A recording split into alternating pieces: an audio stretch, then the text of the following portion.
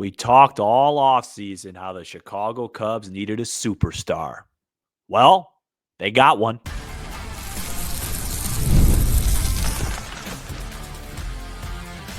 You are Locked On Cubs, your daily Chicago Cubs podcast, part of the Locked On Podcast Network, your team every day. You are Locked On Cubs, part of the Locked On Podcast Network, your team every day. I'm Sam Olber. I'm a lifelong fan, taking my passion into a discussion with you on all things Cubs. Thanks for being part of the show and making Locked On Cubs your first listen today. And the best way you can help us grow the show is to listen every day, like the video, and give us a comment below. Lot to discuss on a very happy late Wednesday morning episode here. We're going to talk about some news and notes, this torpedo bat thing, and some other stuff around the league later on. We're going to talk about Justin Steele's outing and if there should be any concern regarding the Cubs stud left-hander. Don't forget to join us for our pregame hangout on Saturday, April 5th at Almost Home from 11 a.m. to 1 p.m. before the Cubs take on the San Diego Padres. But this episode must begin with nothing other than the Chicago Cubs superstar, King Tuck, Kyle Tucker, man. How much time did Matt and I spend last year talking about the need for one of these guys, the need for an aircraft carrier, the need for a hub, the need for a guy that has crazy high peaks and ceilings and still high floors and manageable valleys to make everybody else around them better. And you're just seeing, since the Cubs have started playing domestically after the Japan series, and I think outside of the record, we all can kind of just throw away that series for now because it was clear that Kyle Tucker and a lot of the Cubs just weren't ready yet. It was in the middle of spring training. The Cubs got their guy. They got their guy. How long are they going to have him? That's not a discussion for right now. Enjoy it. Savor it. This is a star baseball player. He has now hit a home run in 4 consecutive baseball games. Most of them, outside of the one off the position player, have been meaningful home runs. He is now slashing 353, 450, 853 after what was a slow start in the series against the Dodgers in Japan. The at-bats are wonderful. He's swinging at first pitches. If he likes what he sees, he's hitting it out of the ballpark. If not, he's grinding ABs. This is what you traded for, okay? It's the Cubs' responsibility now to make sure that they do everything in their power to surround this young man with the assets necessary to make a run to the postseason and win this division, whether that's fixing the bullpen, whether that's adding a starter. Because the one thing you don't want is for this guy to hit 305 with an OPS of 925 and 37 home runs, and for some other reasons you come up short. So I just wanted to open with that. I mean, how fun is it to have a dude like this on your team? It's fun. And it's been a long time since we've had a guy like this. I compared it to 2016 Chris Bryant, a little bit of 2017 Chris Bryant. Got some pushback on that. I wasn't comparing their styles. I was just comparing their production. They have similar personalities. People forget Chris Bryant had like a 930 OPS back-to-back years. He won an MVP. He was really good for 2 years. It feels like that right now. It's a hot streak. We'll see how long it could go. As far as the rest of this game goes, Seiya Suzuki hit a big 3-run home run in the first inning. The hotter Kyle Tucker gets, the more important Seiya's ABs are going to come, because later in the game, Tucker was intentionally walked with the bases loaded in front of Seiya with 1 out, and he had a bat at that, and he struck out. So Seiya is going to become an X factor. This is what we want, though, for Seiya. He doesn't have to be the guy. He could be the second guy and just pop in with some of these flashes, hit a couple homers, and things are really good. I thought a real key moment in this 7-4 victory was when Craig Counsell decided to pull Michael Busch in the 7th inning. It was a 6-4 game, man on third, 1 out. It was a leadoff double from Tucker. Seiya Suzuki hits a nice fly ball to right center field that was deep enough for the Cubs MVP candidate to tag. And then it was a left-on-left matchup for Michael Bush, infield in, and it was just, I tweeted at the time, this is why Justin Tucker's on the baseball team. Those at-bats right there. Man on third, less than 2 outs, infield in, contact paramount, veteran at bat. And it was just, you guys know me. I love those ABs. It was a thing of beauty. Got his hands in, fouled one away, took a breaking ball down and away, and just snuck a base hit right through the drawn and infield. It didn't have a high exit velocity. It's not gonna blow up StatCast. It's not gonna show up on Savant. It was just a brilliant piece of hitting by a veteran that's on the team for those moments and those situations, and great job by Craig Counsell giving him that opportunity. That was the big hit, gave the Cubs a 7-4 lead, and lo and behold, the Cubs bullpen held down the fort tonight. Again, we're going to talk about Justin Steele in the second segment, but I thought Craig Counsell did a pretty good job tonight. It went Merriweather to Hodge to Presley, and Merriweather came in, got Rooker. Hodge walked the leadoff hitter, which he's got to stop, but then eliminated it with a double play, and then got out of the inning. And then Ryan Presley gave up a leadoff single, was able to get kind of like a quasi line out on a hanging slider, and then he got the double play ball to end the game. I know a lot of people are probably wondering, why is it Hodge in the 8th, Presley in the 9th? And Matt and I have talked about this. I'm not quite sure that's the case personally. I think Hodge is going to get the best pocket. And again, in the 8th, it was 3-4-5. So you're going to see Hodge do that. The Dodgers do that as well. They don't really have a designated closer. They have the guy they want in their highest leverage. I wonder, and it'll happen at some point here soon, what'll happen if, let's say the Cubs are playing the Padres, and in the 9th inning, it's Tatis and company in the middle of the order. Do they flip it and give Presley the 8th? I don't know.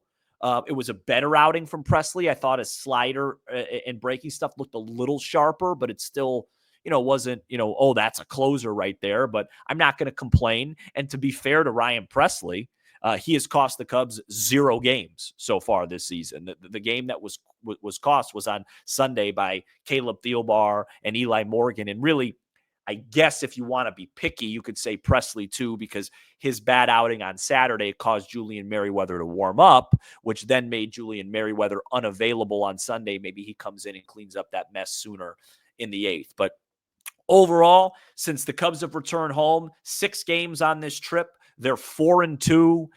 You can't complain. 4-4 on the season, of course. But this offense and the job that Kyle Tucker is doing is just, it's fun to watch. And we'll see what happens on Wednesday. The Cubs will go for their first sweep of the season. Man, after everything that they've been through with the Japan series and Sunday's debacle and the almost debacle on Saturday, if they could come back home for their home opener at 5-4, what a treat that would be. It's going to be Jameson Taillon versus Jeffrey Springs, who was outstanding in his first outing, but Luis Severino was outstanding in his first outing too, and the Cubs got to him pretty good. So, just overall, I'm very pleased with this win. This is the type of win I needed. You guys know me well enough, the everydayers, the 18-3s, the 17-2s. Unless you're doing it often, they don't do a whole lot for me. These are the type of wins. Your starter struggles early, but your big boppers get a couple big hits. You find a way, and then your 7, 8, 9 guys do what they're supposed to do. Low drama. Get a win. And now Wednesday afternoon, of course, getaway day. I'll be working, but I'll have the game on somewhere. You get a chance to sweep what I think is a better A's team than a lot of people think. It wasn't a totally positive performance. The Cubs won, but Justin Steele did struggle at least early in this game. Let's talk about how we're feeling about him coming up next. This episode is brought to you by Wonderful Pistachios. Looking for a snack that's both delicious and nutritious? Crack into a good source of protein with Wonderful Pistachios. Wonderful Pistachios is one of the highest protein nuts. Each 1-ounce serving has 6 grams of protein, giving you over 10% of your daily value. Plus, they're packed with fiber and better for you unsaturated fats to help keep you feeling fuller longer. Personally, I love the no shells variety. It's the perfect grab-and-go snack for busy days. right here, and I've upgraded to the bigger bag. I have the chili roasted flavor that I have been loving for quite a while now. I'm a grazer throughout the day, guys. I don't have time for a full meal in the middle of work. So if I'm in between meetings or equipment runs, these little green wonders pack the protein punch I need to get me through the day. And I can't recommend the chili roasted kind enough. It is absolutely packed with flavor. So get snacking and get cracking with a snack that packs a protein punch. Visit wonderfulpistachios.com to learn more. We are back here on Locked On Cubs, and for the second straight outing, Justin Steele struggled early, but was able to salvage what I thought was a pretty good performance. He went 6 2/3, gave up 7 hits, 4 earned runs, 6 strikeouts, got another win. He did give up 2 home run balls, which is now starting to become a concern for him because he only gave up 12 all of last year, and now he's given up, I believe, 5 on the season. So, where are we at with Justin Steele? How do we evaluate these outings? His ERA now sits at 6.89. It's been 3 starts. I personally am at the level here where I'm ready to throw away the Japan games in terms of statistics. I understand that they count. I understand that they matter, but I just don't think that that's really fair. So, in 2 starts, he's gone 5 innings, 3 earned against a tough D-backs team, and now 6 2/3 innings, 4 earned against an A's team where the 2 really good hitters in the lineup, especially against lefties, or I shouldn't say the 2 really good hitters, the 2 big power threats, Rooker and Langoliers, got him. And they really got him on the exact same pitch. It was a slider where the one to Rooker, it wasn't a horrible pitch. It was a pretty good piece of hitting from a really good hitter, but it wasn't a good pitch either. And then the Langoliers one got way too much of the plate. They both were sliders. And, I was really evaluating and watching this outing carefully. And I guess I'll come away with saying that, he looked a lot better in the later innings. If I had to nitpick what it is, and it's hard because, like, with Tyone, when he struggles, it's usually pretty obvious. He's leaving spin in the zone. With Imanaga, when he struggles, which is rare, obviously, it's obvious usually. It's, hey, that fastball's just not getting high enough, and it's missing low, it's missing belt high or whatever it is, and it's getting hit out of the ballpark.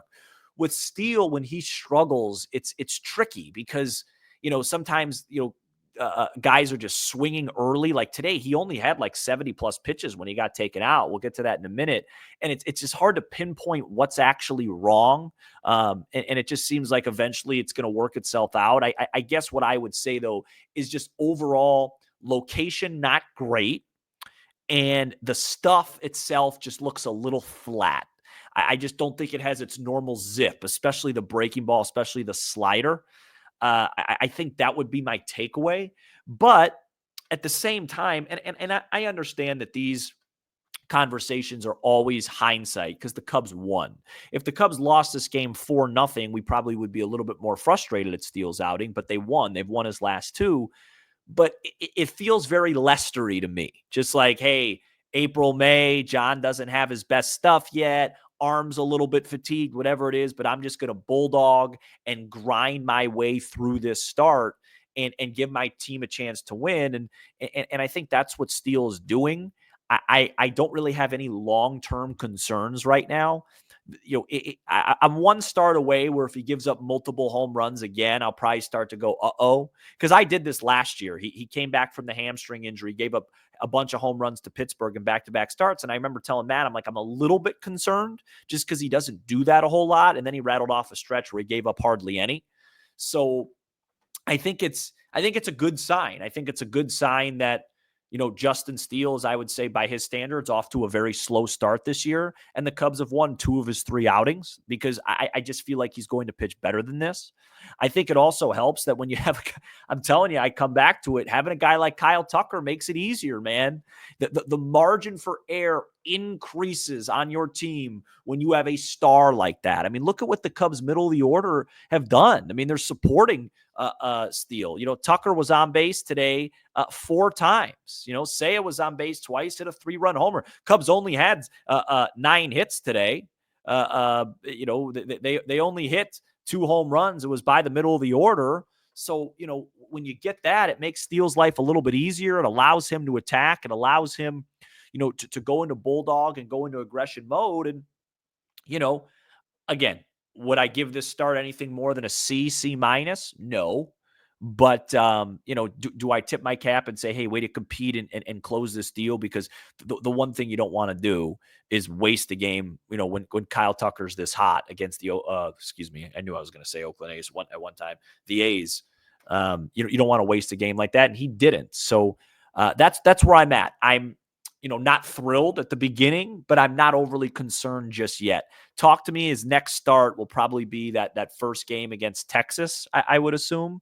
So, we'll really evaluate that outing strictly. And the last thing I want to say on this and Steele and the rest of the pitching staff is that, we're 8 games in now in the season, if you include Japan.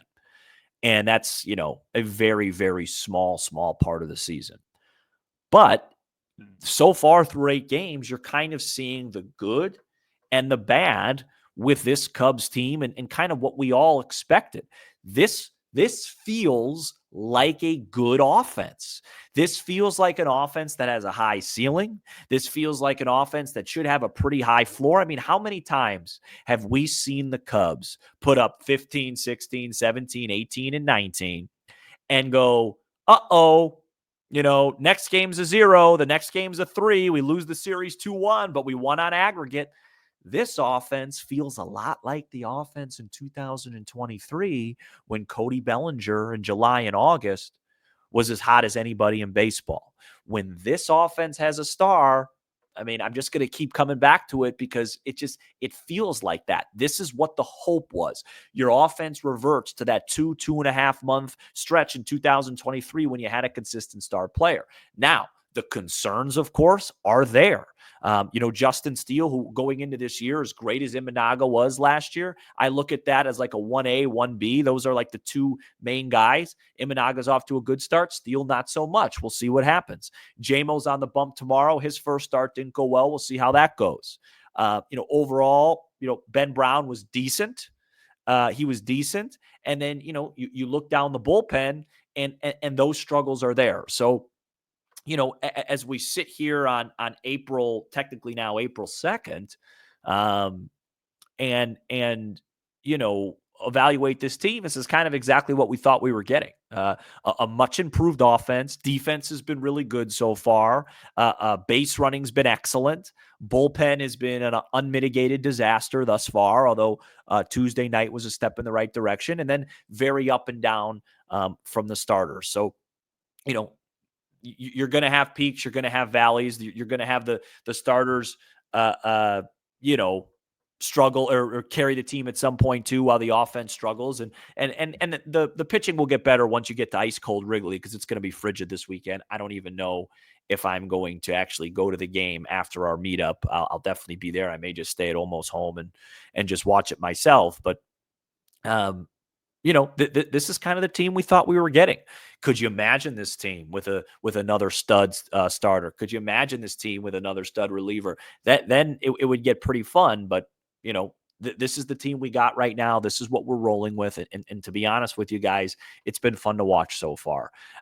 Even Pete Crow-Armstrong, he's off to a slow start. I really like his at-bats. I really do. I know I keep saying it. He's hitting 161. I like his at-bats a whole lot better than Matt Shaw's at-bats have been so far this season. The numbers don't bear it out. But if Pete keeps doing this, the numbers are going to come. Thought Ian Happ hit the ball really well today and posted an 0 for 4. Thought Nico hit the ball really well today. Only got 1 hit out of it. So the offense is buzzing right now. It's really hot. Hopefully the pitching can keep up. And like we said, we'll see how JMO does. But overall, proud of Justin Steele for battling twice, giving the Cubs a chance to win.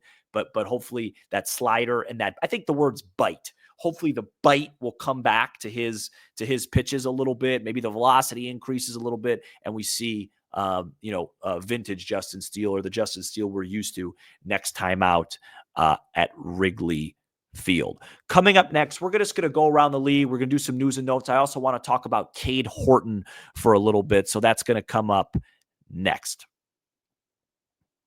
This episode is brought to you by Monarch Money. Ever check your bank account and wonder, where did all my money go? Between dining out, online shopping, and entertainment, it's easy to lose track.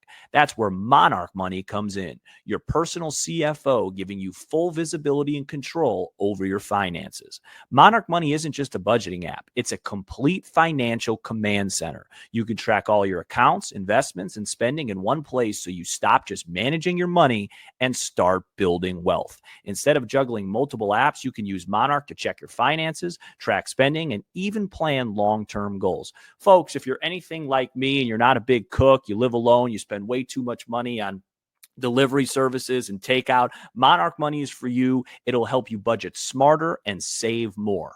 Take control of your finances with Monarch Money. Use code LOCKEDONMLB at monarchmoney.com for 50% off, half off your first year. That's monarchmoney.com, code LOCKEDONMLB for half off your first year. We are back here on Locked On Cubs, and it has been announced that Cade Horton will get the ball in AAA on Thursday, making his 2025 professional debut. Big news to me. Not that it's significant news. We expected Cade to, obviously be a part of the plans there. But I just think, Cade Horton is probably my biggest key in 2025 in the minor leagues. I really, really think the Cubs need him to be really good. And for the system, for the asset, but most importantly for the big league team, because if Cade Horton can be the guy that a lot of people around the organization think he could be, it just gives the Cubs exactly what they're missing on the roster right now.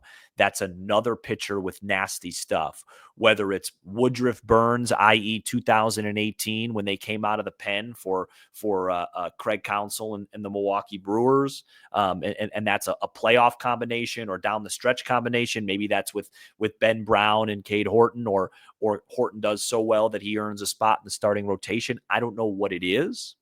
But I do know that this staff needs arms. This staff needs stuff.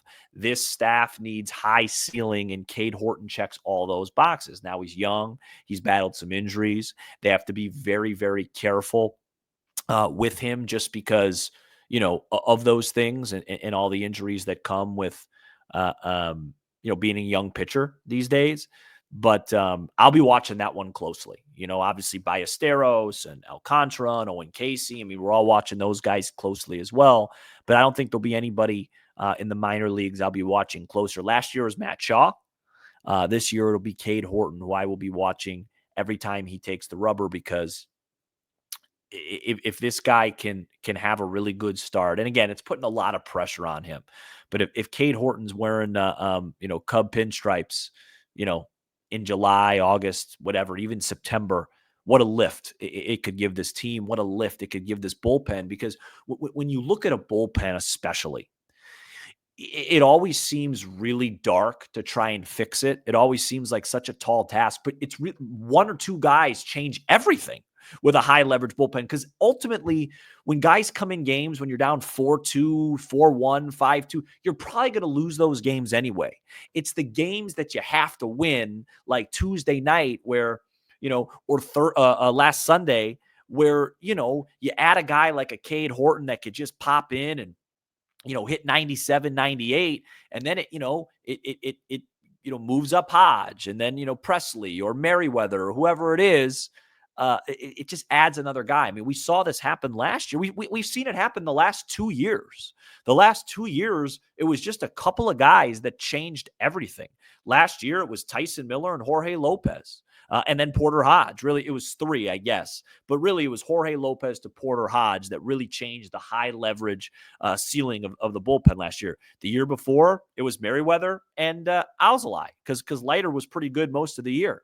In 2023, it was Merriweather to Alzolay. That's what changed it, and hopefully you have at least one guy. I think we all feel pretty confident that Porter Hodge will be pitching in big games for the Cubs down the stretch, and he's starting to round into form.